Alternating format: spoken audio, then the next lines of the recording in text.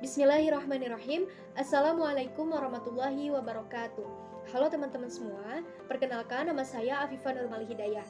Saya dari kelas 12 MIPA 2. Video ini dibuat untuk memenuhi tugas ujian praktikum kimia, yaitu membuat sabun.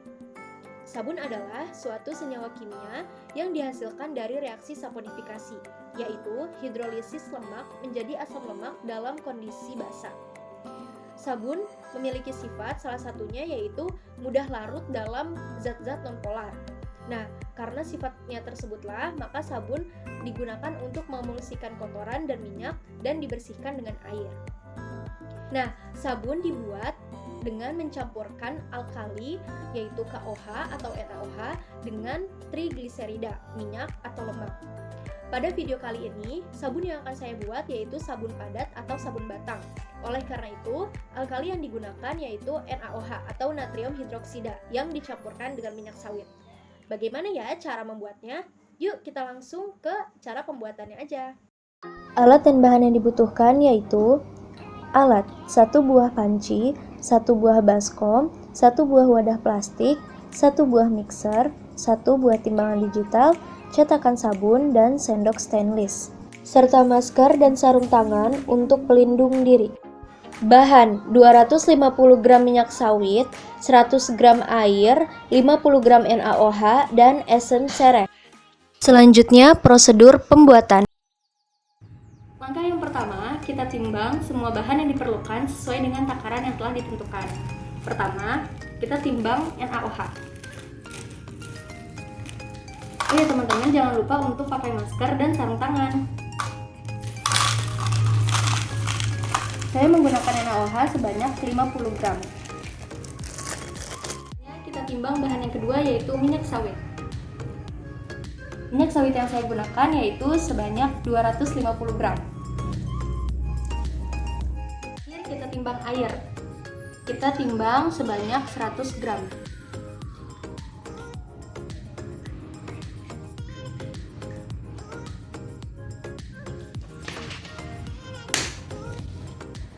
Kemudian langkah selanjutnya yaitu kita masukkan 100 gram air ke dalam wadah plastik.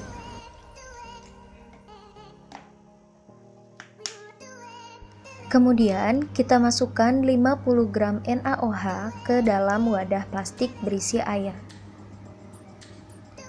Jangan lupa untuk menggunakan sarung tangan karena NaOH bila terkena kulit secara langsung bisa menimbulkan gatal.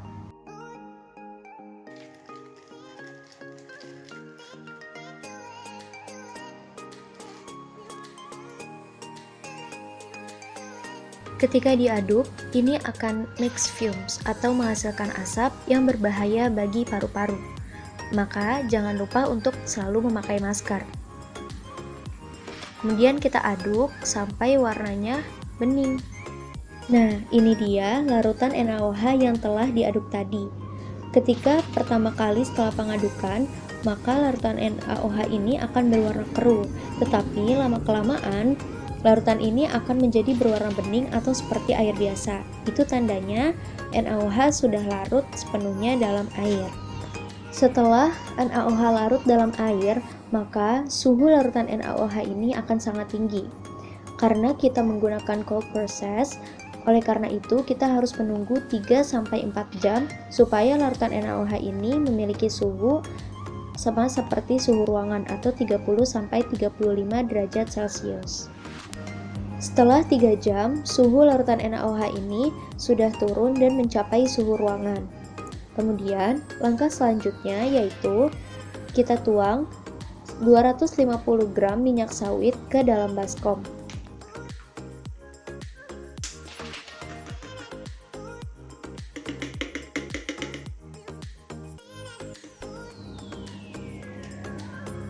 Kemudian, kita masukkan larutan NaOH ke dalam baskom berisi minyak sawit.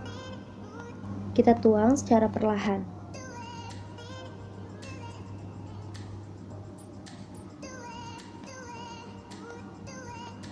Setelah itu kita aduk sebentar sampai tercampur. Kemudian kita mixer.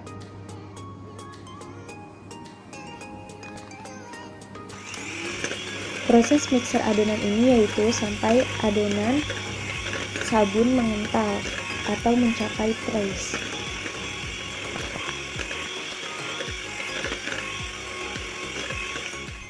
Setelah beberapa menit, adonan sabun sudah mengental.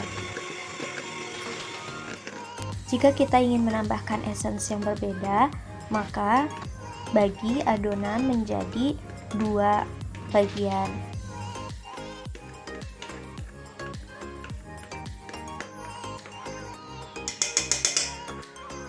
Untuk adonan di wadah panci, saya ingin menambahkan essence sereh sebanyak 5-15 tetes. Kemudian kita aduk sampai tercampur. Supaya esensnya tercampur merata, kita mixer kembali selama beberapa menit.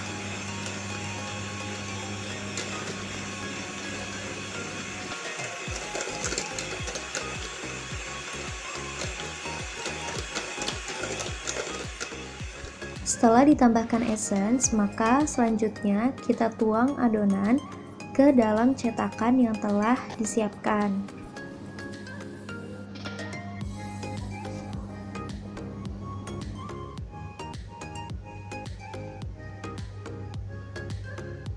Kemudian kita ratakan bagian permukaan atasnya hingga permukaan atasnya rata. Nah, sekarang adonan sabun telah berada di cetakannya masing-masing. Setelah itu, kita diamkan selama 1-2 hari hingga adonan mengeras dan bisa dilepas dari cetakan. Jangan lupa untuk menutup adonan sabun dengan lap atau kain bersih supaya tidak ada kuman atau bakteri yang menempel.